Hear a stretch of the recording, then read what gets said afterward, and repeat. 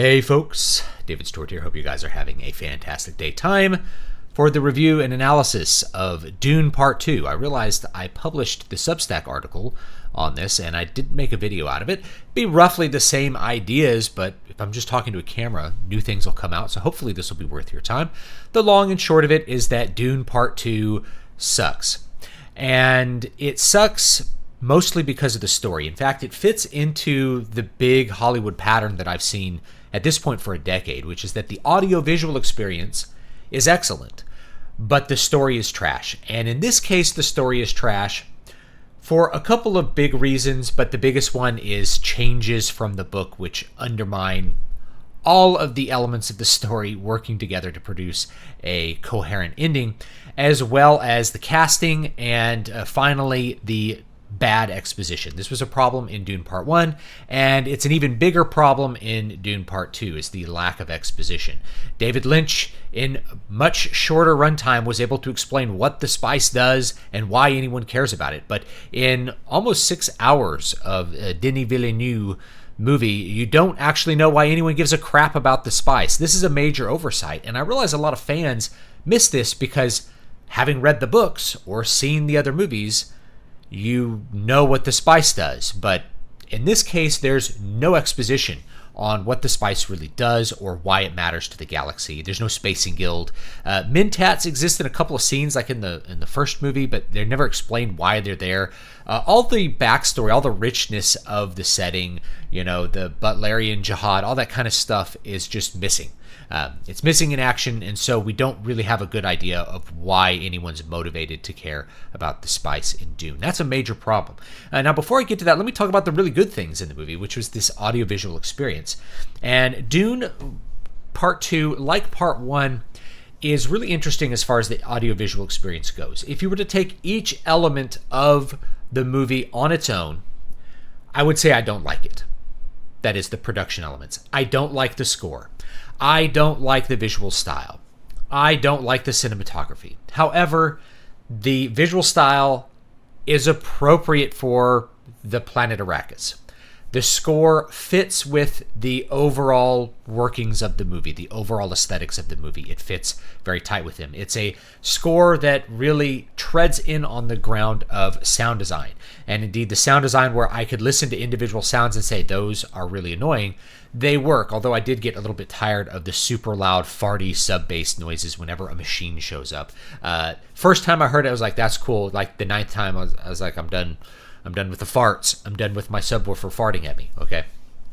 So, but overall, the integration, I think is what I said in the article, the integration of all the audiovisual elements into one experience is one of the best holistic integrations of all those styles that I've seen in a movie. Even though I don't like the individual parts, the whole is much more than the sum of its parts. And so the audiovisual experience ends up being really good, including the sound design. In fact, the only filmmaker that I can think of who does a better job fully integrating everything is probably George Lucas. But that is a story for a different day. Suffice to say, those elements are really well done. There's a lot of care put into the sets. The sets have this weird, especially the interiors have this weird, cool, sparse feeling to it. If you look too closely, you realize some of the problems, like nobody has any objects in any of their rooms. Like all the rooms don't have the things people would use in them, right? They're not furnished. Like people don't have objects. You think that the people in the movie own nothing. But that kind of goes with Arrakis, which is this empty desert planet of nothing but dunes and maybe a couple little mice here and there. But like I said, it works together to create a harmonious whole. If you were to look too close at the sets and be like, where are the objects? Well, it kind of works with how everything ends up getting put together. There is one audiovisual element that is, it's original, it's added, and it's probably the only thing that I feel like is added that's honestly really good. And that was the Harkonnen planet, I think Getty Prime, where it's almost in black and white. Now, the thing about the movie is that it's basically a monochrome movie. It's just yellow it's like yellow or sepia toned instead of just black and white. It's a movie with little to no color throughout it. So when we just have a palette shift away from yellow to black and white, it looks really cool. So we go to Getty Prime. Everything's in so desaturated that it looks monochrome. Everybody's got very pale white skin. All of the environments are black and white. And like I said, that audiovisual experience as the whole really comes together on Getty Prime. Those are some really cool extra scenes that aren't from the book, but they do help to characterize the Baron as well as his nephew. That's going to be kind of the main antagonist. We have this technique, and we've used it. I've seen it used before in some notable movies, including Fellowship of the Ring, where you have you kind of build up a minor character because the main character needs to kill someone at the end. And in fact, Feyd-Rautha is actually killed. I think that's his name. Is killed at the end of the first Dune book. Paul kills him in a duel, in a very intense duel. So you build him up as a real threat, as a real antagonist. You give him responsibility over the troops. You have him do things. You have him show his power over the other Harkonnens, so that it's really satisfying when Paul beats him. So it's one of these story algebra things that ended up producing, I think, a really cool sequence. So I will say that sequence is definitely a very fun sequence to watch.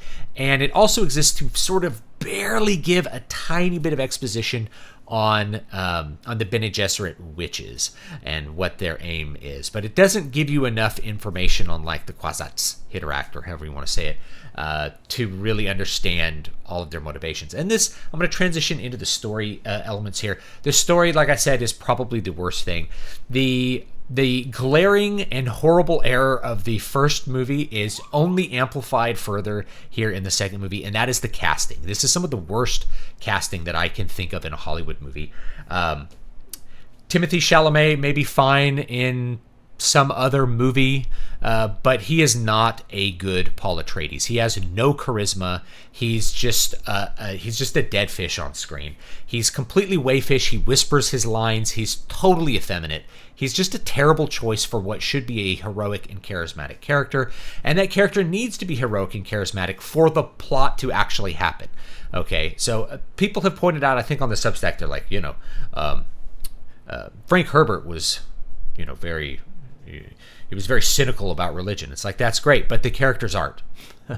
And so the characters are a huge misfire in this case. But yeah, Timothée Chalamet, worst casting decision. Second worst, actually, because the worst is Zendaya as Chani. Absolutely ruins this movie. Any potential that this movie would have had for me to forgive this casting of this wayfish effeminate Paul Atreides. Nope. We are going to hammer it into the ground with the worst, most annoying character I've seen in years on screen, and that is Zendaya as Chani. She looks awful.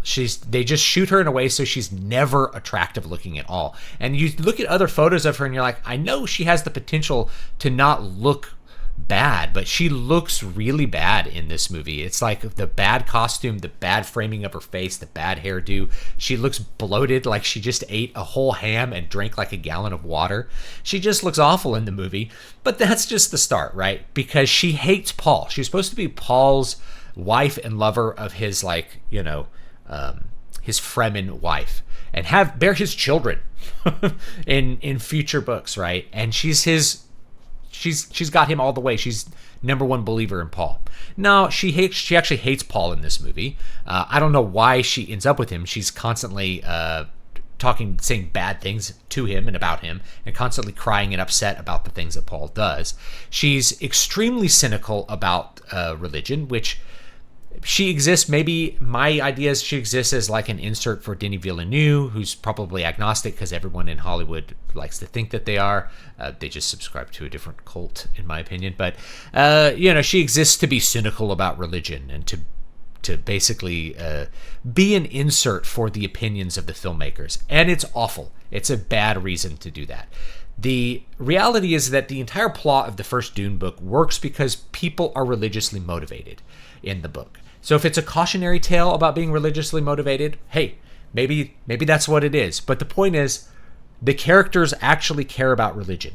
They believe in religion. They believe in, the Bene Gesserit have their religion, and the Fremen have their religion and their prophecies, and they believe in these things. Maybe messianic characters are dangerous, right? Because Frank Herbert certainly saw the Jonestown stuff and the rise of charismatic leaders and stuff in the United States. But the characters have to believe that, and the fact that the only character who actually believes it is Stilgar.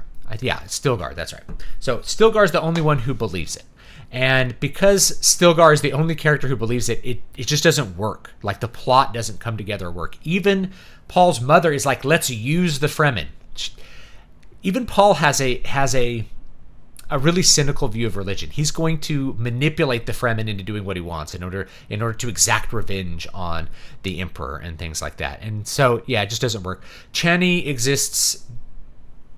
I don't know why she's even in the movie. She doesn't really do anything. At one point, they have her come in and save Paul.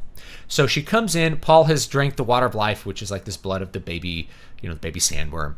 And he's in a coma, and she cries a tear on him and brings him back to life. Okay, that's a really weird addition. But even then, she doesn't believe in his ascendancy to be a messiah. She just doesn't believe in him at all. She just shows up on a sandworm out of nowhere for no reason to save Paul so that a woman can save Paul, and then goes off. And the end of the movie ends when Paul sets up I'm going to marry the Princess Irulan, and then she just goes off into the desert. She's like, screw you. It's like Denis Villeneuve really wanted to make Paul the bad guy. But when you read the first Dune book, you don't get the sense that Paul is the bad guy. He's a very heroic character.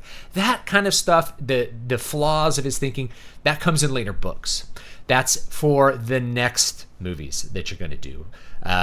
Trying to convict your main character, it just messes up the storytelling horribly. So it is one of these things where we have what some people call a deconstructive narrative, where we're taking the source material and we're almost making a parody out of it. The entire movie is about the disapproval of what the characters are doing in the source material. So it comes off as completely insincere.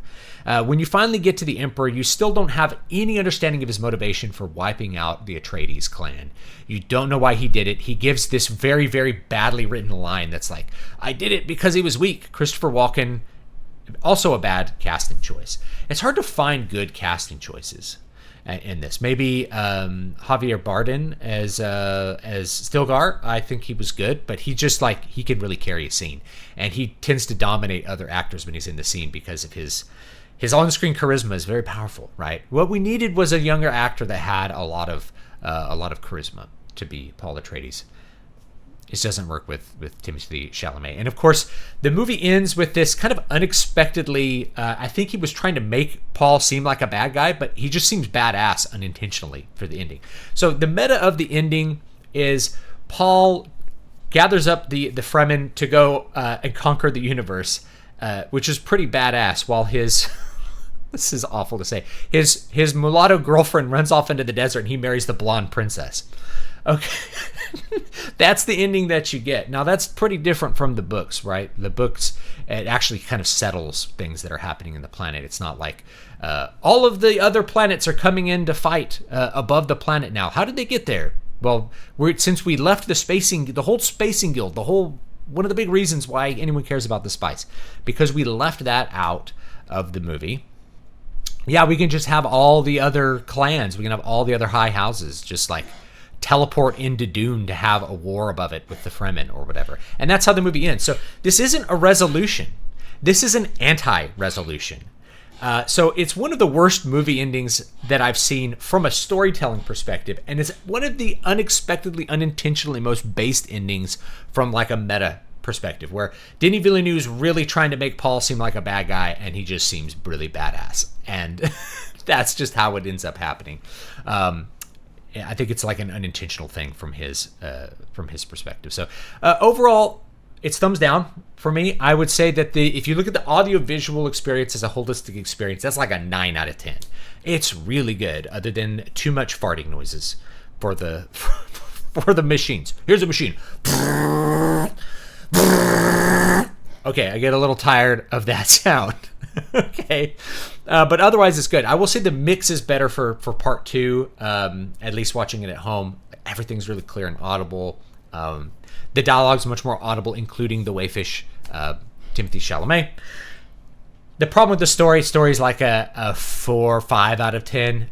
The main reason is that there's not enough exposition. We don't know why anyone cares about the spice. We don't know why anyone has the motivation other than Stilgar. Stilgar's the only person who has any motivation to do anything that we understand, right? Or Paul, we just kind of throw a revenge plot on top of him instead of something bigger. Like he has bigger things in the book. So anyway, if you enjoyed some of the elements from Dune Part 2 or you just enjoyed the movie, I would encourage you to read that first Dune book and really enjoy it. And when you get to that first Dune book and you get that great conclusion, my dog is having a little coughing fit, so I apologize for that. Then you can decide whether you want to read the remaining books because they are very weird compared to the first one, and the first one's weird enough. So anyway, that's about it for today. I hope you guys will have a great day. Let me know what you think down below in the comment section because I am always interested to see what other people have to say about this kind of stuff.